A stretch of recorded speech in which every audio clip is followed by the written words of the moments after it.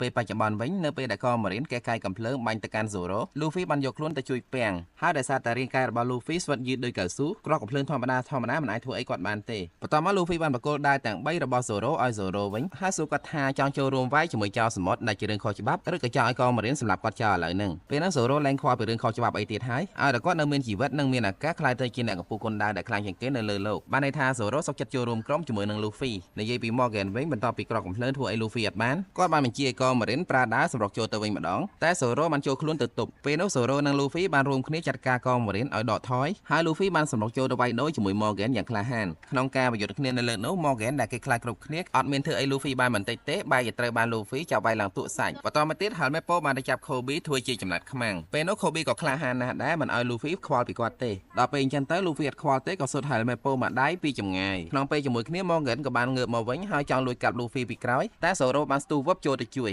បន្ទាប់ពីបានកម្ចាត់ Morgan ពីអ្នកឪកូននឹងរួចហើយកូនតាហ៊ាន Marine អត់មាននរណាខ្វល់ខ្វាយអីទេបែរជានាំគ្នាស្រែកហូរកញ្ជ្រៀវសប្បាយអើងកងតាមពិតពួកគេក៏មិនចង់ធ្វើការក្រៅបញ្ជាមេដែលសាហាវយង់ខ្នងដោយ Morgan នឹងដែរបន្ទាប់មកពួកគេបាននាំគ្នាទៅញ៉ាំអីនៅហាងម៉ាក់របស់ Rika នៅពេលនោះម៉ាក់របស់ Rika បានធ្វើម្ហូបយ៉ាងឆ្ងាញ់ទទួលពួកគេដើម្បីអរគុណពួកគេដែលបានជួយរំដោះភូមិនេះពីការត្រួតត្រារបស់ជនកំណាច Morgan ពេលនោះ Rika បានសួរ Luffy ថាចង់ទៅណាទៀតបន្ទាប់ពីហ្នឹងហើយ Luffy ប្រាប់ថាគាត់នឹងទៅតំបន់ Grand Line ពេលឮអញ្ចឹង Kobe ភ័យជានោះទោះបីជាគាត់អត់ចូលក្រុមជាមួយ Luffy ក៏គាត់ព្រួយបារម្ភពីសុវត្ថិភាពរបស់ Luffy ដែរព្រោះតំបន់ Grand Line ហ្នឹងគឺជាតំបន់គ្រោះថ្នាក់បំផុតគេតែងតែហៅតំបន់នោះថាជាកន្លែងបញ្ចុះសពរបស់ចៅសមុទ្របន្តមកមាន Marine មួយក្រុមបានទៅដល់ទីនោះដើម្បីធ្វើការតាមតួនាទីរបស់ពួកគេដែលត្រូវចាប់ក្រុមចៅសមុទ្រប៉ុន្តែដោយសារតែក្រុមរបស់ Luffy មានស្នាដៃជួយភូមិនេះគេនឹងមិនរាយការណ៍ទៅថ្នាក់លើទេតែសំណូមពរឲ្យក្រុមរបស់ Luffy បញ្ញាប់ចាក់ចេញពីភូមិហ្នឹងពេលនោះ Luffy យល់ការក៏សុខចិត្តចាក់ចេញតាមស្រួលហើយនៅពេលដែលគេសួរថា Kobe គឺជាសមាជិកក្រុមរបស់ Luffy ដែរអត់ Luffy បែរជាទៅធ្វើឆ្លោះតោះតែងគ្នាជាមួយ Kobe ចង់ប្រាប់គេថា Kobe មិនមែននៅក្រុមជាមួយគាត់ទេមូលហេតុគឺដោយសារតែគាត់ដឹងថា Kobe ចង់ធ្វើជា Marine ហើយបើគេដឹងថា Kobe ធ្លាប់តាក់ទងជាមួយនឹងចៅសមុទ្រនោះគេអត់ឲ្យគាត់ធ្វើ Marine ទេ